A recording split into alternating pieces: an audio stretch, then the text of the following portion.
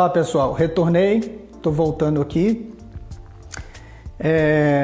Hoje nós estamos em uma live com o pastor Jeová Poubel para falarmos sobre a temática A Igreja de Jesus e a sua missão. Vou adicioná-lo. E agora estou aguardando. Oi! Agora sim, rapaz. Agora foi.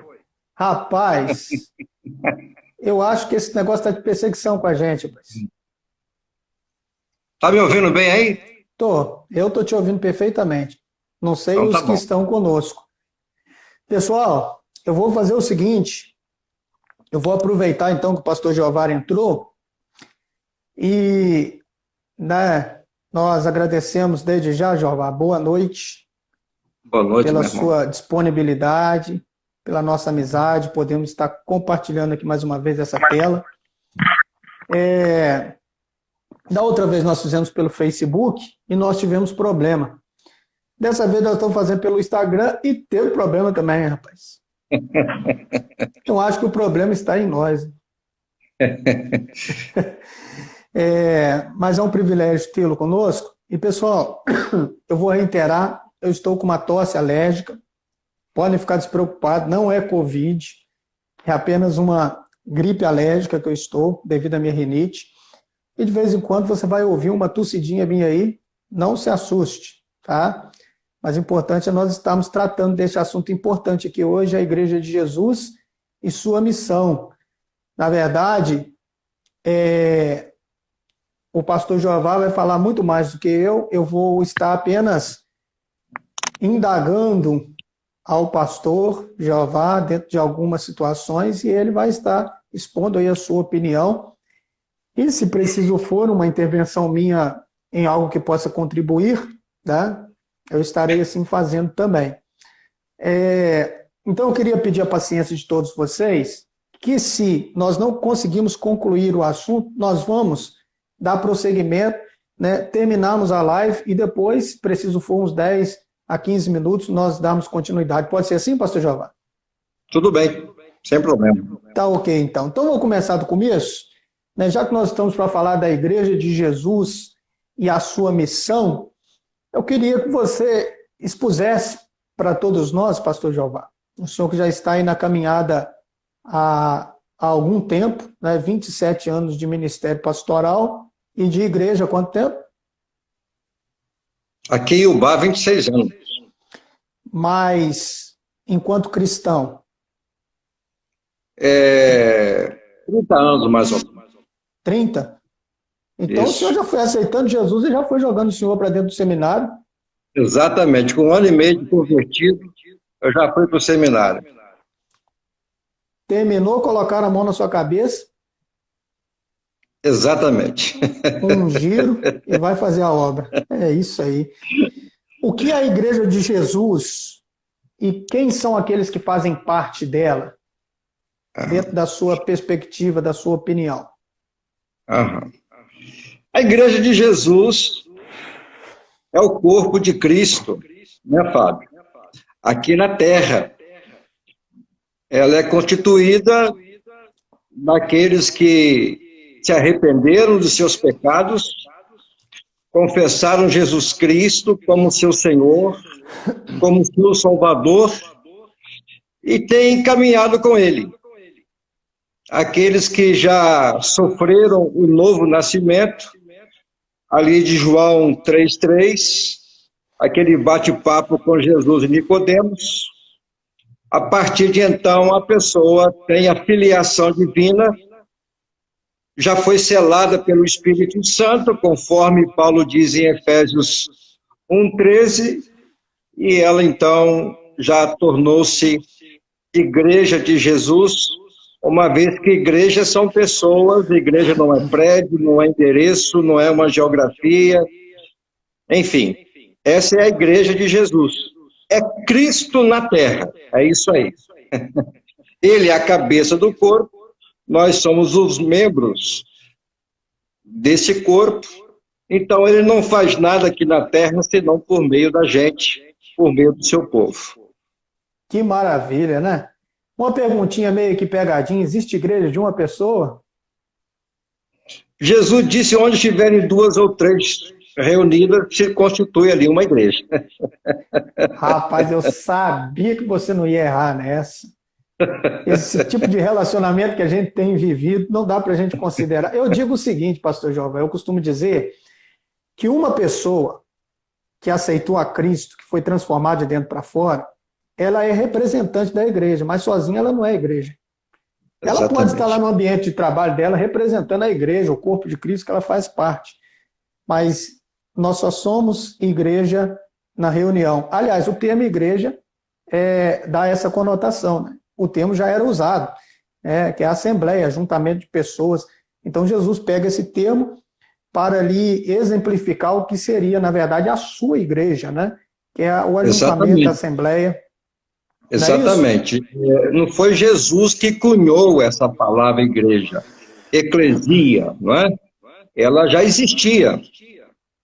Era um termo muito conhecido pelos gregos, não é? Quando iam para a praça, decidir algum assunto relevante para a própria comunidade. Isso tinha o nome de igreja. Amém. Amém. Então vamos prosseguir, né? Quem está nos assistindo aí, dá para perceber, né, aí no fundo do pastor Jeová e no fundo aqui, onde eu estou, da onde que vem a sabedoria, né? Eu tenho aqui um punhadinho de livro. Agora lá, Ok. olha lá. Nós vamos falar, inclusive, de um livro que você me deu de presente, rapaz. Mais para frente nós vamos entrar um pouquinho nele. Um livro que eu estou lendo. E você já me deu há tanto tempo, mas eu só fui ler e começar a ler agora. Mas, rapaz, tem feito tanto significado para mim.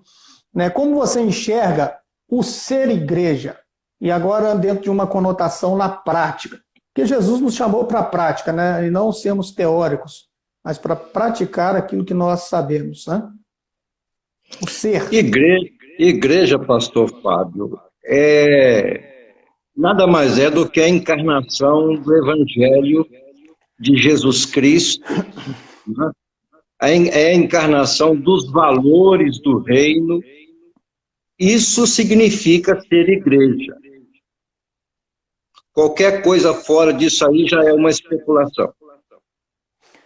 O Paulo diz, o apóstolo, lá em 1 Coríntios 10, 31, quer comais, quer bebais, ou façais qualquer outra coisa, fazem tudo para a glória de Deus. A igreja é o grupo de salvos que vive para a glória de Deus aqui na terra. Amém.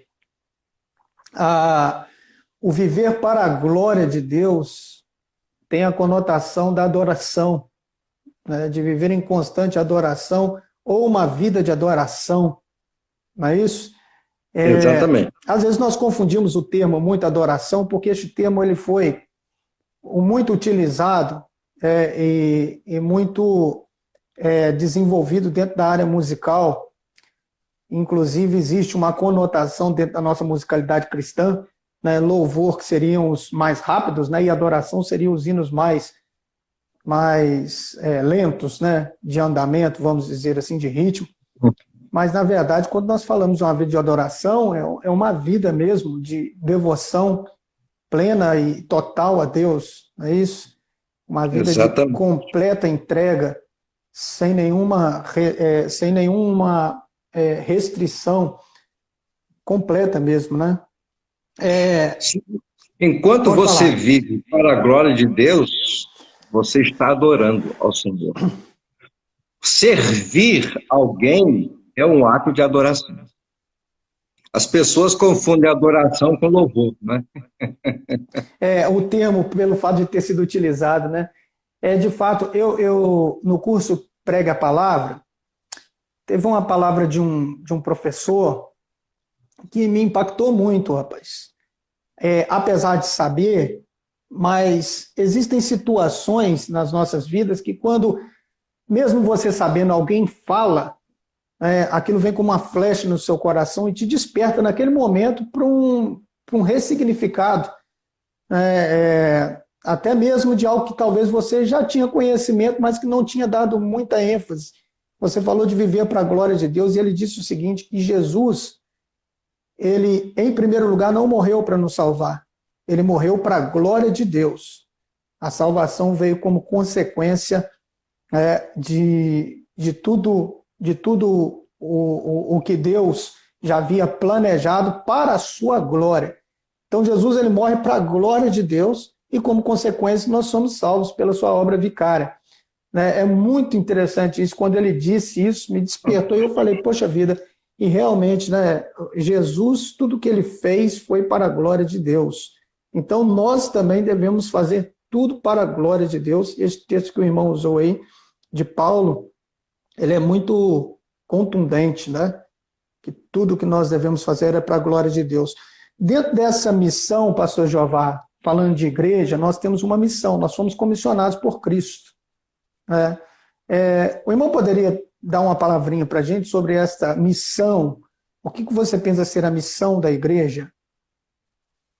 Bem, quando nós falamos em missão, nós estamos falando acerca do propósito de Deus para a igreja.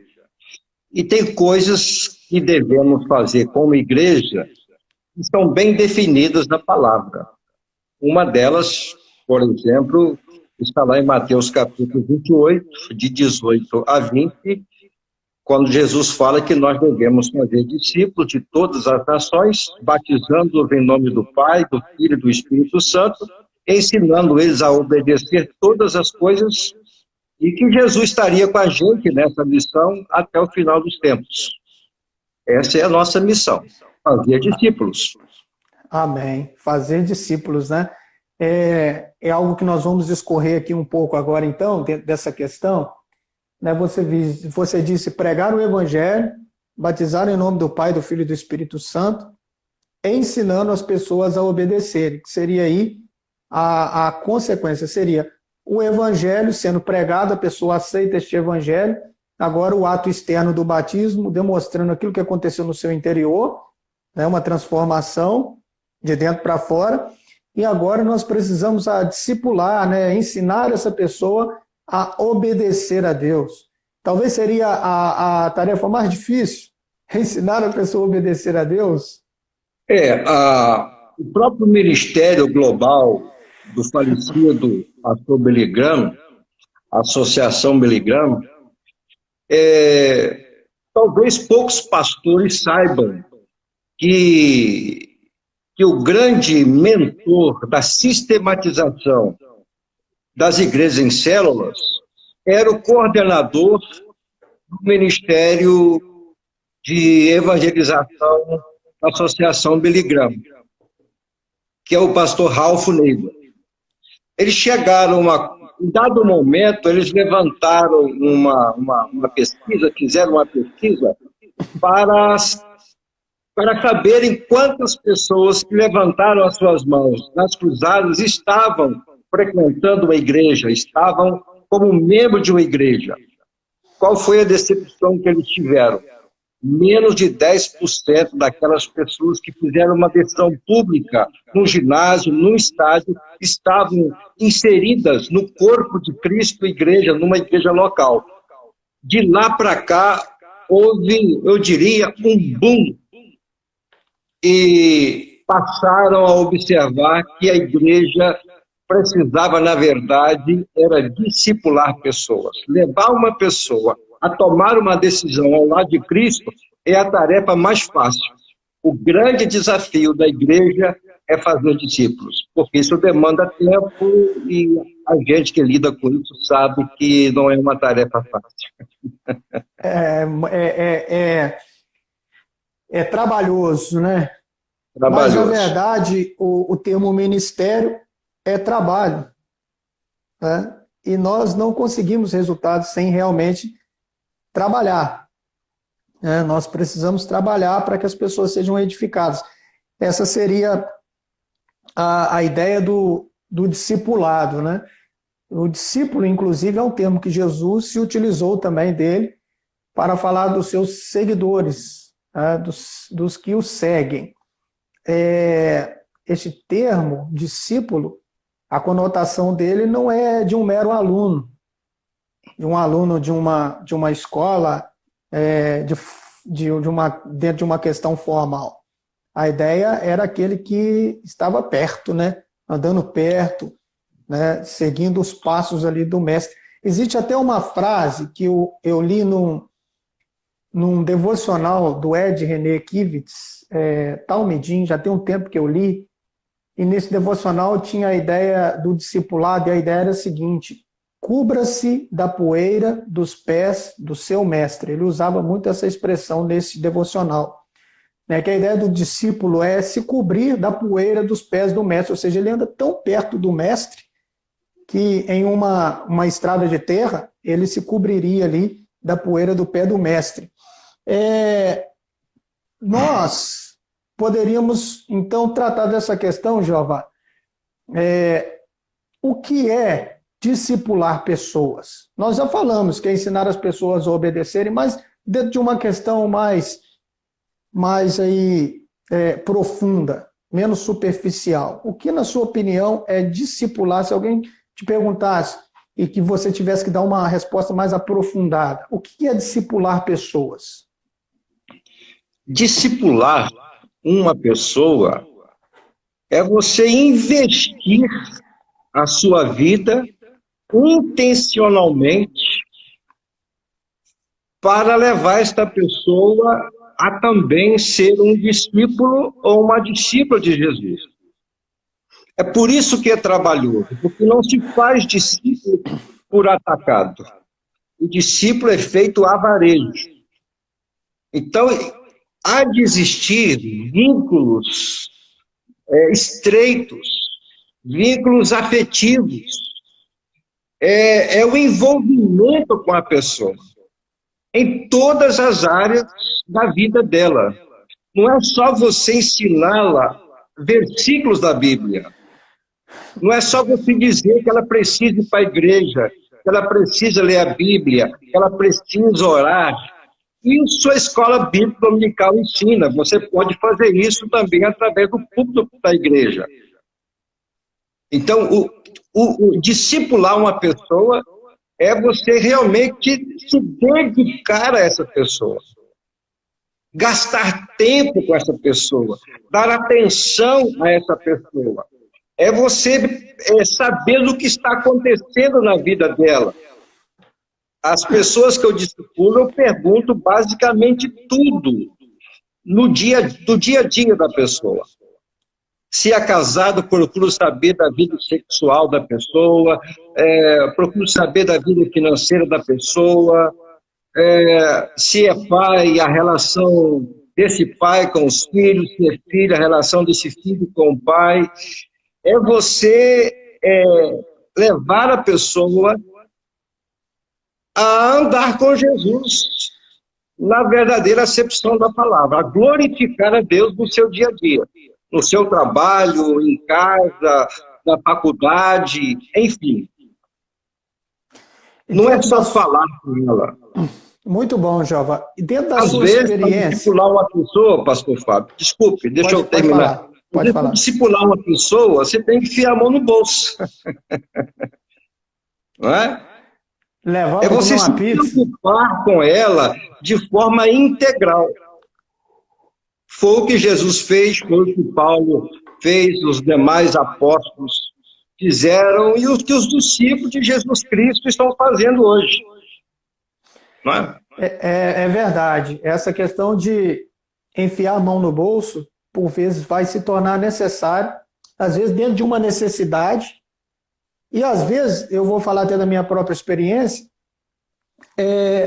dentro de um momento de descontração mesmo, né? A pessoa às vezes não tem uma condição nem de sair para comer uma pizza, você leva a pessoa lá para bater um papo, comer uma pizza, um hambúrguer, né? Em falar em hambúrguer, esse hambúrguer aí de São José de Ubá, rapaz, eu nunca mais esqueci esse hambúrguer.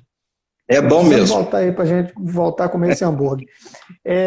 Pastor Jeová, na sua experiência, então, dentro desse discipulado, dentro dessa ideia, dentro dessa perspectiva, que é o discipulado de Jesus, o discipulado bíblico, que é o que você está me dizendo, desse relacionamento intencional e não superficial, um relacionamento mais aprofundado.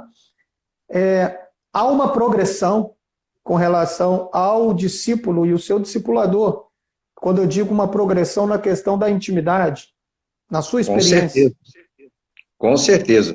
Eu chamo isso de amor em movimento. Amor em movimento? Amor em movimento. Né? É criar realmente vínculos íntimos e se envolver com a pessoa. Né? Sentir a dor da pessoa. É muito fácil você ser evangélico, você ir à igreja dominicalmente. Agora, ser discípulo e discipular uma pessoa, isso demanda esforço. É verdade. Jesus falou que devemos carregar diariamente a nossa cruz, negar a nós mesmos, carregar a nossa cruz diariamente e segui-lo. Existe muito crente hoje que eu chamo de crente SSS.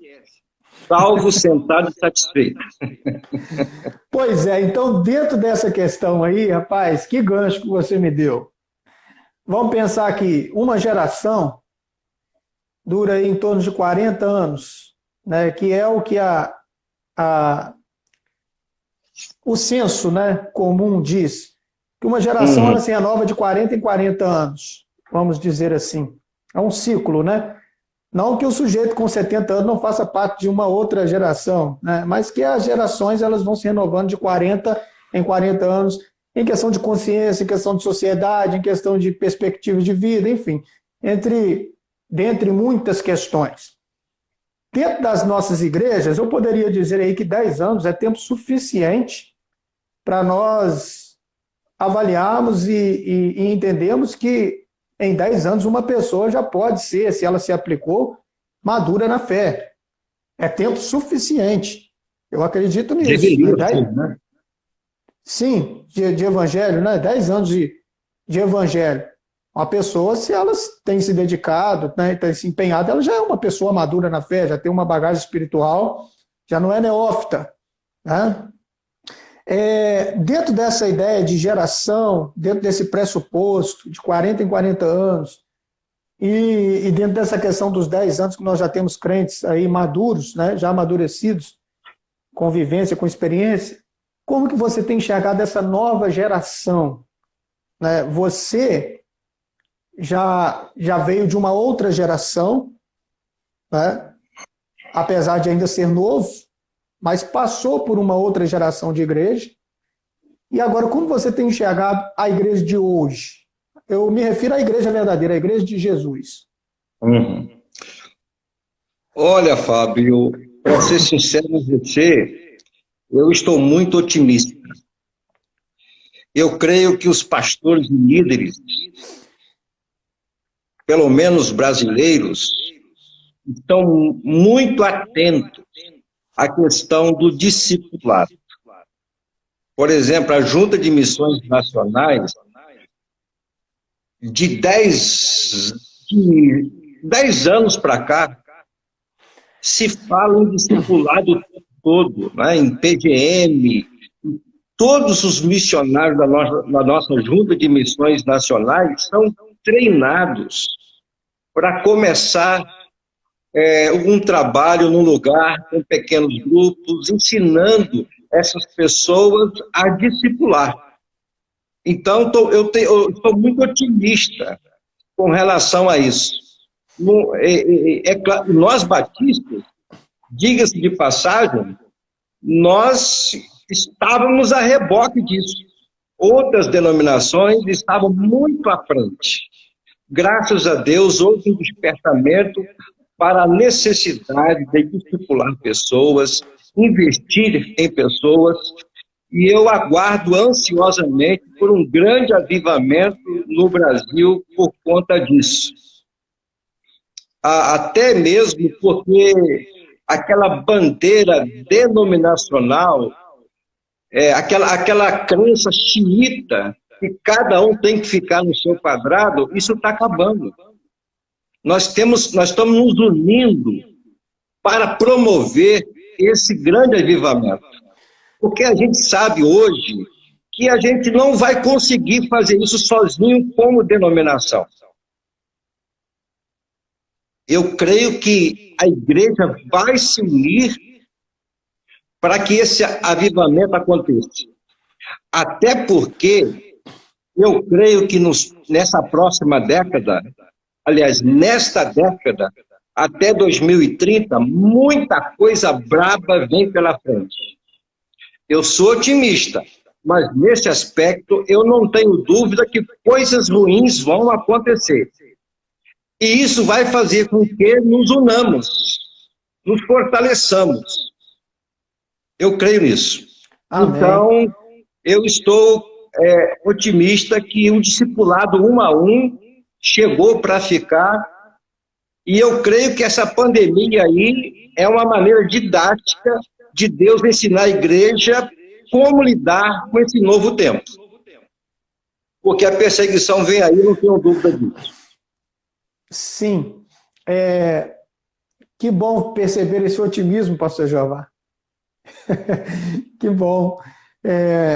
Eu digo que eu, com sinceridade, eu esperava até uma resposta menos otimista. Porque é tanta coisa acontecendo, né? E a gente tem percebido tantas coisas. E essa questão que você levantou, que nós estamos deixando a nossa caixa de lado, né, que nós vivíamos dentro do nosso quadrado, dentro da nossa caixinha, e agora nós estamos nos abrindo para uma nova experimentação enquanto instituição, enquanto denominação. Eu percebo isso também com bons olhos, porque, na verdade, o que importa é o reino, né? Nós lutamos pelo reino de Deus. Não há outra luta senão pelo reino, pelo evangelho, né? E nós somos, sim, né, dentro de uma perspectiva de igreja global, nós somos diferentes, né? Cada denominação, cada movimento vai ter as suas particularidades, as suas realidades, dentro das suas experimentações, e dentro das suas experimentações elas vão procurar o melhor caminho para a edificação e para o crescimento, né? Eu já uso uma frase há muito tempo, né? E essa frase, quem me conhece já até me conhece também por essa frase, quando eu digo que a igreja ela só tem duas coisas a fazer: ganhar os de fora e edificar os de dentro, né? Então, é dentro dessa ideia, né, que o irmão está trazendo, que nós precisamos também pensar sobre todas essas questões de estrutura, até onde as estruturas não nos atrapalham, né, enquanto igreja, enquanto denominação, enquanto reino de Deus. Nós estamos passando por um momento conturbado no mundo, né, uma pandemia. No Brasil, sobretudo, nós temos aí uma crise política entre os poderes, infelizmente, né? De vez em quando nós conversamos no particular sobre isso. Você considera que todas essas questões podem atrapalhar a igreja não focar na missão? Sem dúvida, não é? Eu creio que aquelas igrejas, exemplificando, que vivia de eventos, está passando por uma dificuldade muito grande.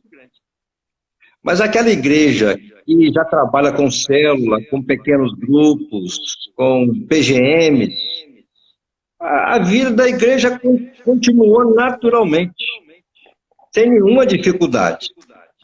Porque nós já temos aprendido que nós não conseguimos treinar pessoas no púlpito apenas, na escola dominical. São ferramentas importantes, elas chegaram para ficar, mas treinar pessoas por atacado não tem como. Não é à toa que Jesus escolheu poucas pessoas. E essas poucas pessoas foram se multiplicando, como nós chegamos até hoje aqui. Então, se nós entendemos que fazer discípulos é a nossa missão principal, então nós temos que nos adequar a isso. Isto é, dedicar tempo e usar o tempo nobre da igreja, domingo, para isso. Por que não? A estrutura não pode ser mais importante do que a missão. Houve um tempo que, se só mudar o nome de escola bíblica dominical para escola bíblica dinâmica, já estava uma confusão danada na igreja. Quer dizer, a nomenclatura, a tradição, é mais importante do que a missão. A igreja do pastor Deong, que é o nosso mentor, meu, seu e de tantos outros pastores, a igreja dele não tem tempo até hoje. E é uma igreja aguerrida, uma igreja missionária, uma igreja operosa. Então, temos que usar nossas instalações, os equipamentos que temos, para discipular pessoas. Amém. E dentro dessa questão da igreja, agora, menos institucional, não falando da igreja institucional, mas da igreja, de fato, o que é ser igreja, né? Na concepção real da palavra, que é uma palavra que está na moda agora, que é inclusiva, né?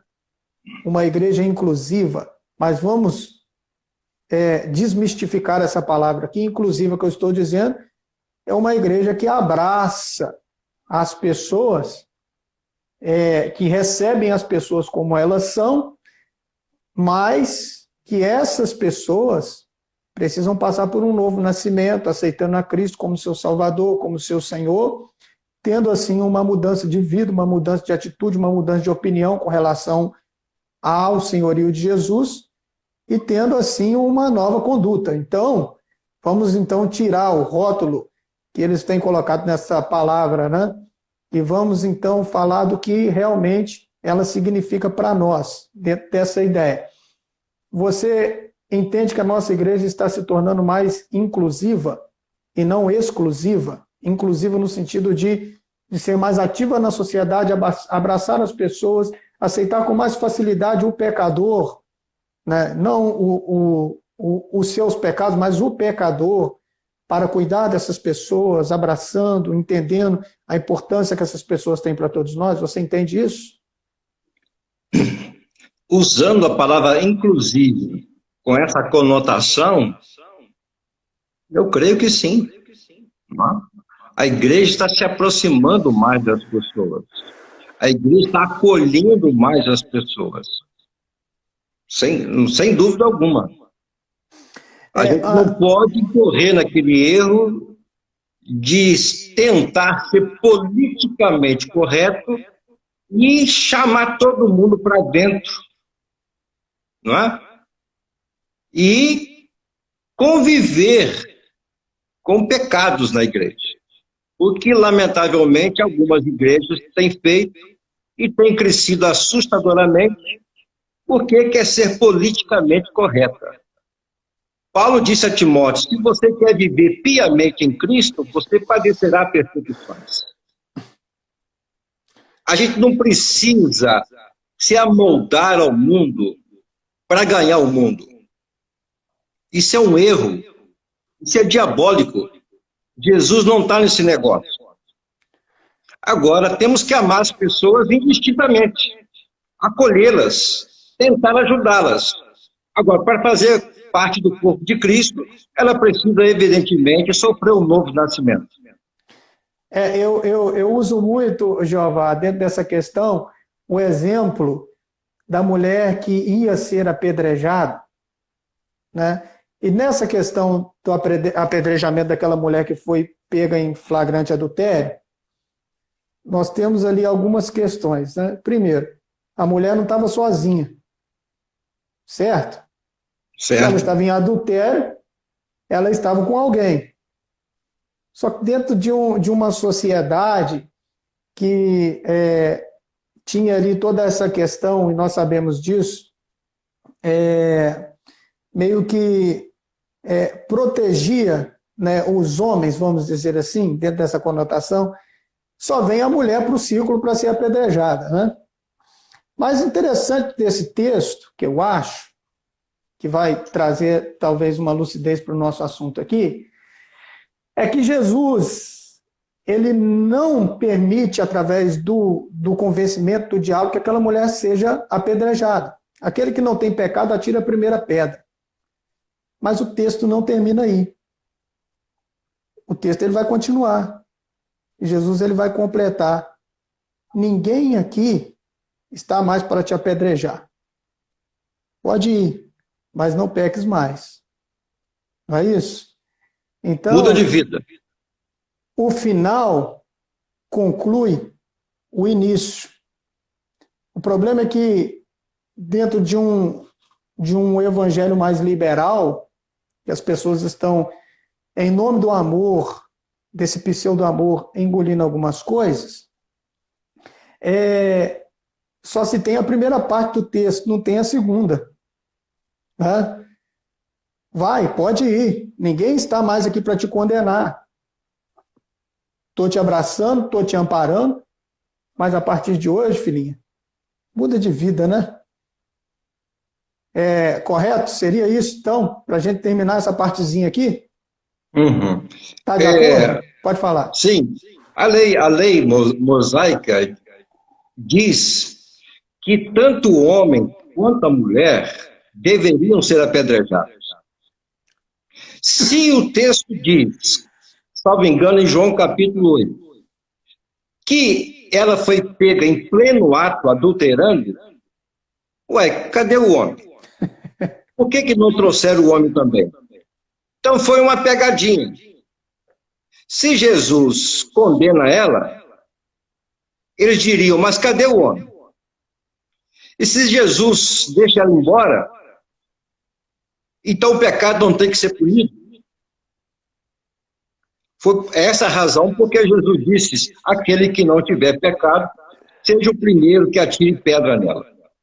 E abaixou, começou a escrever no chão, que eu não sei o que ele escreveu, mas a Bíblia diz que a partir do mais velho, foi saindo um a um, e ficaram só Jesus e ela. Cadê os teus acusadores? Foram embora. Bem, se eles não te condenaram, eu também não te condeno. Vai e não peques mais. E Maria Madalena tornou-se uma discípula fervorosa de Jesus. Ela estava lá na crucificação, não é? E também na ressurreição de Jesus. Ela teve o privilégio de Jesus revelar-se a ela ressurreto antes dos discípulos. Perfeito. É esse equilíbrio que nós precisamos ter, né? Entendendo que nós amamos, nós respeitamos, nós acolhemos, mas existe uma contrapartida, né? Não de nossa parte, mas pelo próprio Evangelho. E quando eu digo não de nossa parte, diretamente, né? Porque nós que estamos no Evangelho também é de nossa parte, porque nós estamos inseridos no Evangelho. Com certeza. É uma contrapartida e uma renúncia necessária, requerida pelo próprio Evangelho. Aconteceu comigo e aconteceu com tantos outros que foram transformados de dentro para fora, né? E é um assunto muito importante isso, Jeová. Nós estamos vivendo um momento muito delicado nas nossas igrejas, né, em que eu me senti na liberdade de trazer para esse discurso, não estava na nossa pauta, mas eu sei que você tem sido aí para a nossa região uma pessoa que tem se tornado uma referência para todos nós. Né? Quando eu digo tem se tornado, porque a nossa amizade ainda é de poucos anos, né? Mas pelo menos para mim você se tornou já uma referência, uma geração de pastores mais novos, e nós precisamos aprender realmente muito aí com a sua sapiência, né? Que tem sido muito útil para as nossas vidas. Nós lemos então o livro A Treliça e a Videira. A treliça seria o simbolismo ali, aquela tela onde a videira, né? a, a árvore, né, que dá a uva, né, o ramo que dá a uva, vai subindo, né? A treliça seria, então, a estrutura e a videira seria, então, a igreja. O autor do livro A Treliça e a Videira, ele traz, então, essa questão, este pensamento, esse simbolismo, desenvolvendo a seguinte ideia de que a treliça é a estrutura, mas o que cresce é a videira sobre essa estrutura. Você já falou sobre a estrutura e já definiu o que é a igreja. A igreja não é o prédio, igrejas são pessoas, igrejas são um ajuntamento de pessoas em torno da mesma fé com o propósito de adorar a Deus. Né? Seria aí uma definição de igreja. Você percebe que ainda nós precisamos caminhar enquanto essa questão de estrutura e igreja, e que nós precisamos rever alguns valores dentro dessa ideia? Ô, Fábio, para nós cumprirmos a missão de Jesus, a gente precisa sacrificar o que estiver atrapalhando. E.M. Bond, ele escreveu que Deus não unge métodos, mas pessoas. Então, as pessoas, os discípulos, são o método de Deus. Então, nós temos que investir em gente. Temos que investir em pessoas. Dar a elas condições para exercer o ministério delas, a missão delas. Amém.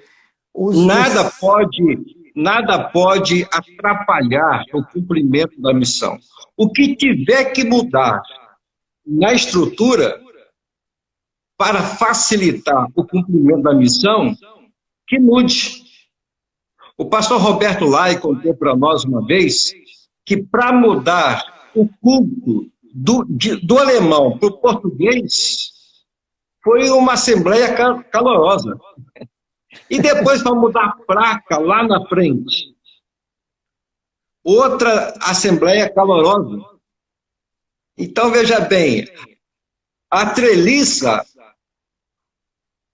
tinha mais valor do que o próprio fruto. Isso é um erro grosseiro. Jesus, ele não foi compreendido na época por conta disso. Entende? Entendo. A Lizinha, eu acredito ser Lizinha Diniz, não é? É daí? É Elisa. A Elisa. Na concepção dos pastores, qual seria um empecilho hoje para o cumprimento da missão da igreja? Muito boa pergunta, Elisa. Eu vou pegar um gancho aqui na fala do pastor Jeová e ele vai também responder essa pergunta. Já respondendo a sua pergunta, tá, Elisa? Essa frase que o senhor usou, pastor Jeová, o senhor usou, ficou um negócio muito esquisito para nós, não ficou?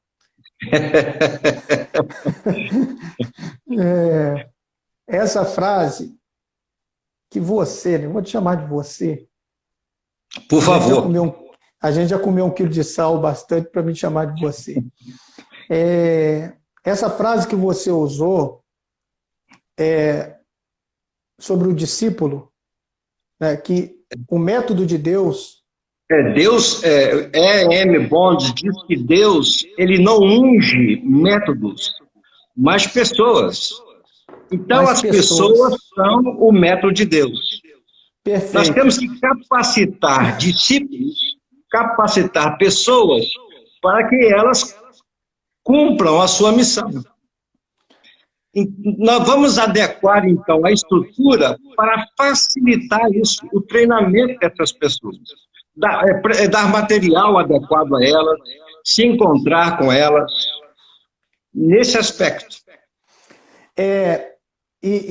A Elisa, então, fez uma pergunta, e quando você citou o Roberto Lai, eu me lembrei de uma frase dele que há muito tempo atrás, eu nem sonhava em fazer parte da rede, nem ser pastor, eu já pensava em ser pastor, mas ainda estava bem distante. Ele diz o seguinte, ele ainda diz, né, que não se muda uma estrutura sem antes se mudar um conceito. Eu já apliquei essa frase para a minha vida em várias situações. E quando nós aplicamos isso à igreja, um dos empecilhos é este, Elisa, do cumprimento da missão, da forma como Deus deseja. Porque para você mudar toda uma estrutura de uma igreja que já vem há 40, 50, 60 anos, é necessário primeiro mudar o conceito, e o conceito é no coração, é na liderança. Vai começar dos líderes e depois vai contaminar, né, ou contagiar, melhor dizendo assim, a igreja. Então, o pastor Jeová, nós estamos aqui quase terminando, inclusive ele tem uma experiência muito bonita com relação a este conceito que foi mudado no coração dele, e quando foi mudado este conceito, mudou-se então também a estrutura da igreja que ele pastoreava, certo, pastor Jeová? Sim, isso que o pastor Roberto lá disse é uma verdade. Não adianta você mudar a estrutura da igreja também se você não mudar os valores. Se você mudar os valores, a estrutura vem a reboque. Perfeito. Você vai adequar a estrutura à necessidade do cumprimento da missão.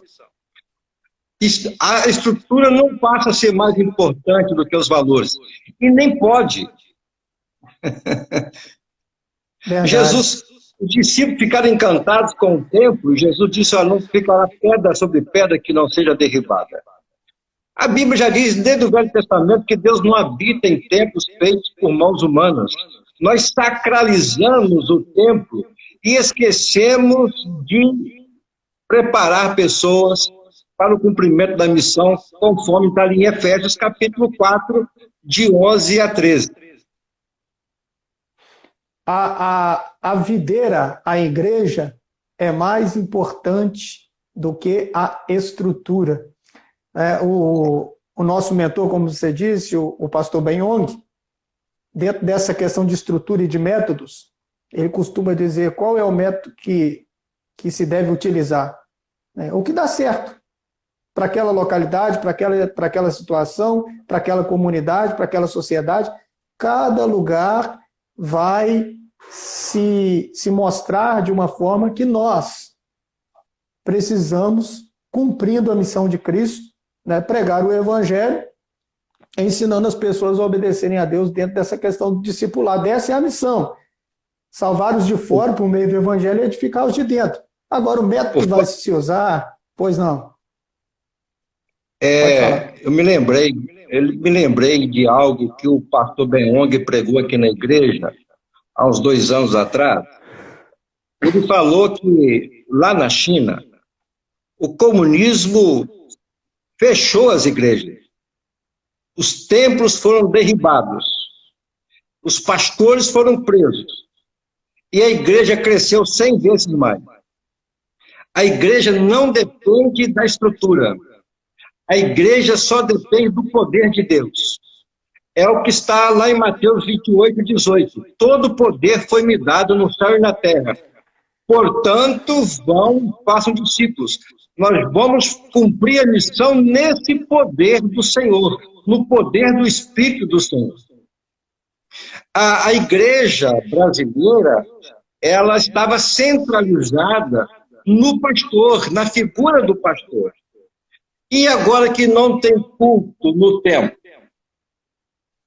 cada casa uma igreja, cada crente um ministro. É o sacerdócio universal dos crentes. Todo crente tem que fazer discípulo. Senão, não é discípulo. Porque só é discípulo quem faz discípulo. Eu costumo dizer que evangélico não vai para o céu. Quem vai para o céu é discípulos e discípulos de Jesus. Amém. Amém. Então, mediante essa palavra, rapaz, eu queria terminar a nossa live, porque já deu a conclusiva e tudo que nós precisávamos ouvir agora, nós já ouvimos. Pastor Jeová, muito obrigado mais uma vez pela sua disponibilidade. A vocês que estão nos assistindo, nos acompanhando, obrigado aí pelo carinho. né, pela consideração para com as nossas vidas. Eu queria dizer que nós estamos terminando. Essa live ela vai ficar gravada no meu IGTV, que é aqui no próprio Instagram, e eu estarei disponibilizando ela também no meu canal no YouTube, para apreciação daqueles que, porventura, caíram ali, né? Teve alguém que comentou que caiu no meio da conversa, mas vai ficar disponível para você lá perceber a nossa conversa aqui, que foi uma conversa de extrema edificação, de extrema importância, não somente para o meu coração, mas acredito para todos aqueles que estavam ouvindo, e de certa forma, né, para aqueles que ainda estarão ouvindo e que fazem parte da igreja. A Kátia, um abraço, Kátia, está batendo uma palminha aí. Hoje nós estamos, rapaz, sendo monitorados aqui pela Kátia e pela Ellen. Então, qualquer deslize, elas nos pegam aí na esquina, não é isso? Quando chegar lá em casa, tem que ler a cartilha, né? Meu amigo, um abraço, muito obrigado mesmo. As suas considerações finais? Eu só quero agradecer a Deus o privilégio de poder conversar com você sobre um assunto tão relevante. E é um assunto que eu amo, que eu adoro. Então somos dois, né? E é por isso que eu te chamei para essa conversa, né?